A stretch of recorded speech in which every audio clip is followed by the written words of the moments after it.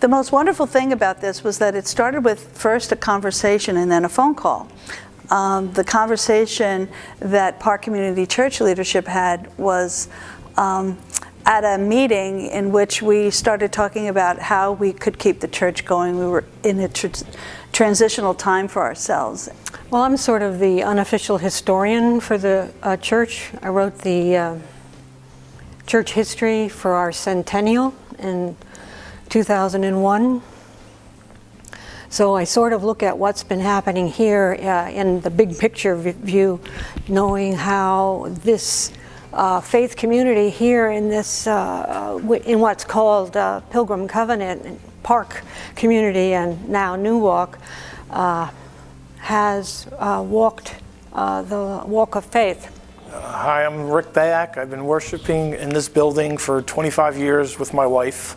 I want to bring a little bit of perspective into our story of Park Community Church in Newark, and I want to honor those individuals that sat at a meeting in January 2016 and basically said, as a group, though small, about 15 to 17 of us, that we did not want to close our doors, that we felt that the call to continue ministry in South Plainfield in this place was something we wanted to pursue.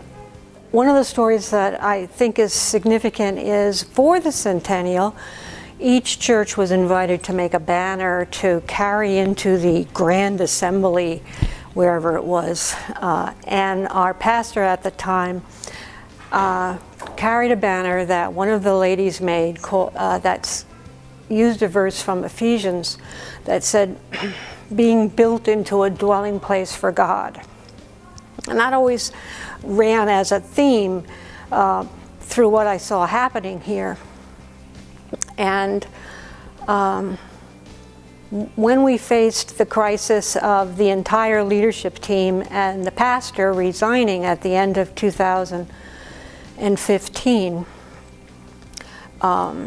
and a group of people stepped forward to say, we need to keep the church running. How about if we have some volunteers to handle transition?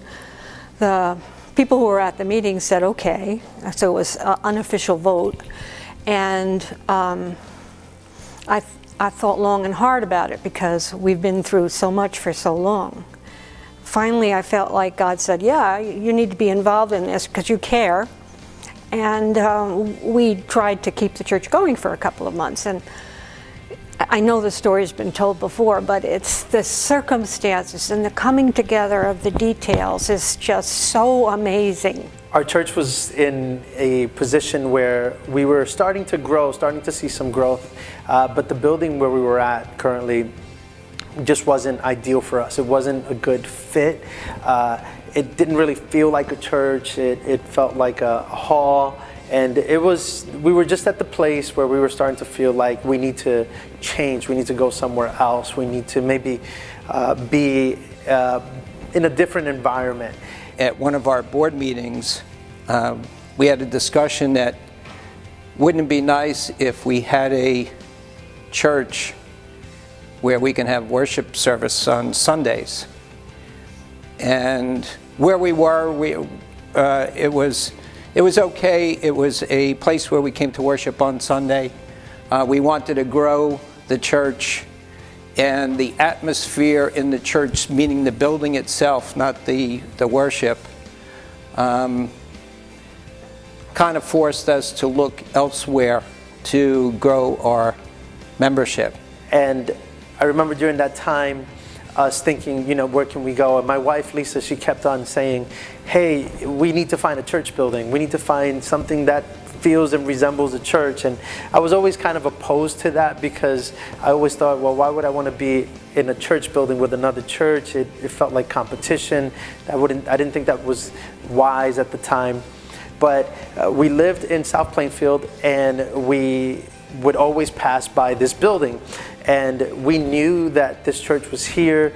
We knew that they had been here for a while. In fact, we remember following their Facebook page and seeing they just got a new pastor, and then, I don't know, so many different things. But I finally decided, fine, I'll start looking for some other churches. I'll start looking for a place to rent. As we were looking for places to rent, this building was one, but we could never find anyone here. And I tried to make a couple phone calls, didn't really get a response. So finally, one day, we're driving in town and we see a car parked outside, just outside of the building. And my wife says, hey, there's somebody there. Why don't we go check? And sure enough, I came, I opened the door, someone was here, the girl that cleans up in the church, she was here, and I told her who we were and what we were looking for. So she tells me, hey, this is the phone number of the person maybe that you should contact, talk to her. It was Chris at the time. And I said, fine, I'll call her. So I walked away. That evening, I remember going to our Bible study, and when I go to our Bible study, I believe it was John that said, wouldn't it be great if we could merge with them? And I said, well, yeah, that would be great, but I'm not going to be the one to ask that question. So I said, look, I just want us to pray about it tonight, and then what we'll do is we'll go ahead and follow up. I said, I'll call them tomorrow. And so Pastor David Eng Wang decided that maybe instead of leasing the church property to other churches, that maybe we should start thinking about becoming, emerging with another church that was like-minded. And we had actually no idea where to get that started. And it happened actually on Ash Wednesday in 2016. The very next day, I received a phone call on my cell phone, and I normally don't answer my cell phone, but this particular time I did. Something told me to answer it, and Pastor Rob was on the other end. And I remember thinking I was going to call about 3 o'clock. So the next day came, we prayed that night, the next day came, and I said, well, it's time to call them up. And I go to call, and I remember taking my phone and saying a quick prayer before I called, and I said, Lord, if this is your will, I'm just gonna believe that they're gonna pick up the phone. And that's odd these days because people typically don't pick up their phone when they see a different number. But I said, I'm gonna call them up, and Lord, if it's your will, I pray that they would pick up the phone. Well, when I called, after the first ring, I said, well, Lord, okay, they don't have to pick up. I'll leave a message. That's all right. So it rings a couple of times, and they pick up the phone. And now I know that was Chris. And Chris and I started talking and had a really nice conversation. I told her who we were. I told her that we were looking for a space to rent. And in that conversation, she kind of levels with me and says, Robert, let me just tell you what we're really looking for. We're looking to merge with a church. And he asked whether or not we would be interested in renting our church. And at that time, I had to tell him that we had decided that we were going to try to merge with another church.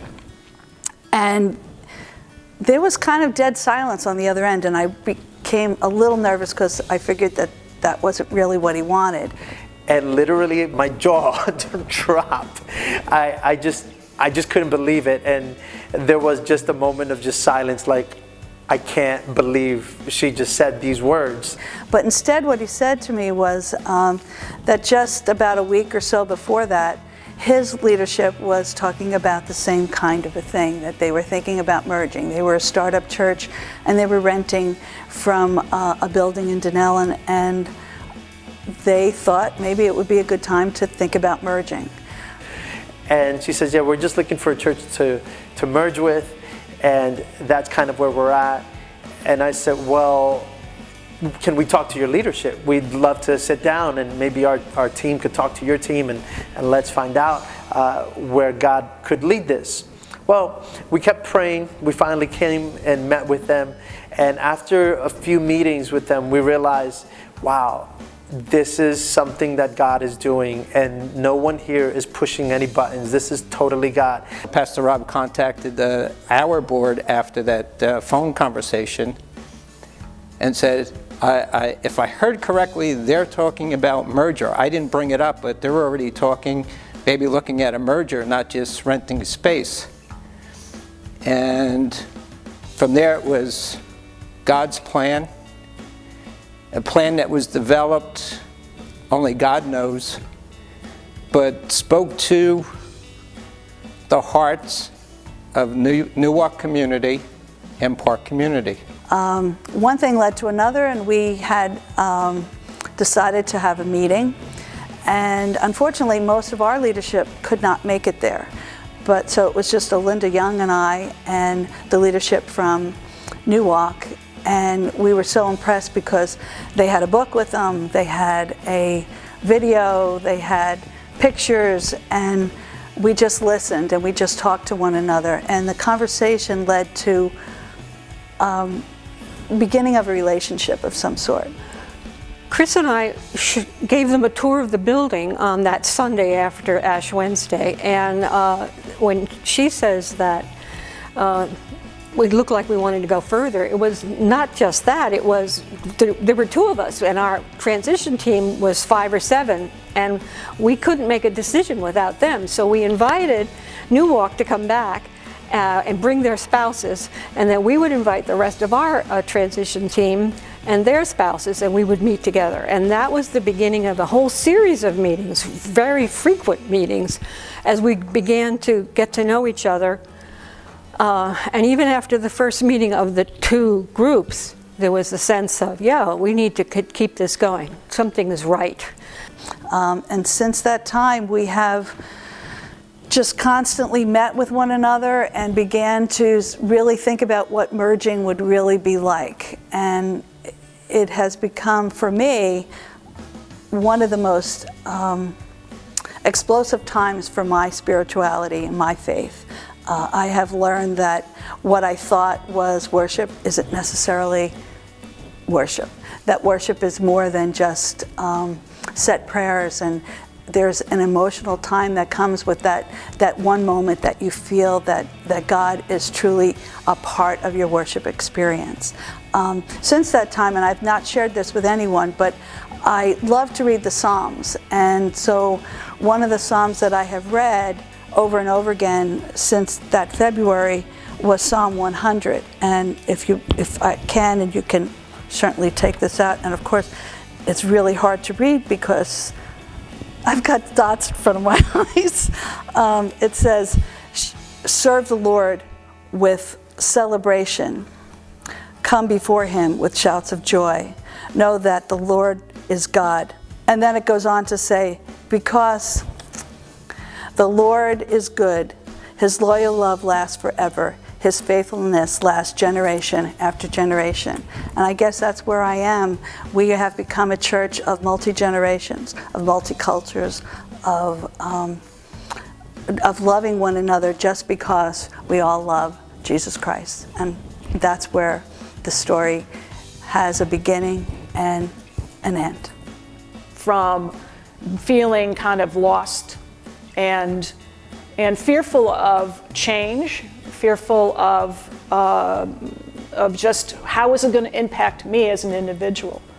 But I can say to you today that it has royally, this merger, this bringing together these two communities has touched me in ways that I cannot really fully understand yet, but I honor those. I'm very fortunate to be part of this church. God continues to change me in ways I would not imagine. And it was very clear that there was no way 17 people was going to keep this 111-year-old congregation running much longer the way things were going. We were looking for a building. They needed people, and they needed just some freshness in their ministry. And God brought us together. There was the building, there was the budget, there was the people, and those. If you were on leadership, you were responsible for making that happen. But now we were in a place where faith and the walk of faith was staring us in the face. And it really was God. It was no manipulation. It was nothing that we could do. This was all the hand of God. So now we are here. We've moved forward, and we finally made a decision, both congregations, to merge and come together. And it's just been a blessing to see what God has been doing. When a couple gets together, they start having babies after marriage. And that's been happening in our church. We're starting to see new faces, new people come along. And now it's starting to blend to the degree where we don't really know who was almost Park Community and who was New Walk.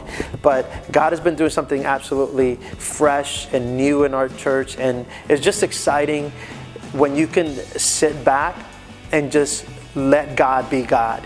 It's just really amazing when you don't have to manipulate things. You don't have to manipulate people. You just need to trust that God has it under control. And when you see that, it is absolutely amazing. So we saw God just bring us together, and we believe that we're going to see God continue to grow us. So we're so excited about what God is doing here, and we can't wait to finally let this community know that we are here and that God wants to do something in this community.